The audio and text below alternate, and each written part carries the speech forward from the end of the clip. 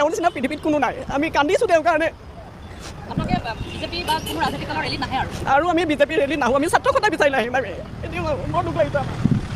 গুচি আহিলোঁ মানে যেতিয়া পল্লৱ লোচন দাসে ক'লে যে আমি আন্দোলন কৰিব অহা নাই তেনেকৈ ক'লে কথাটো শুনি বেয়া লাগিছে আমি জুবিনৰ কাৰণে আমি কাটিছোঁ আমি জুবিনৰ কাৰণে আমি কিমান হেৰি কৰিছোঁ তেনেকৈ ক'ব নাপায় নহয়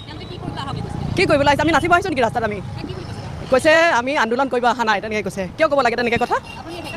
বেয়া পাই গুচি আহিছোঁ জুবিনৰ কাৰণে আমি কান্দিছোঁ ন সেইকাৰণে কি কয়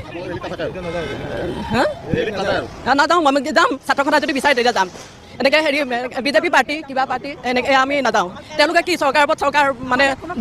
দুখ এৰাব বিচাৰি আছে তেওঁলোকে জুবিন গাৰ্গৰ কাৰণে ভাল চিন্তা নকৰে নেকি তেওঁলোকে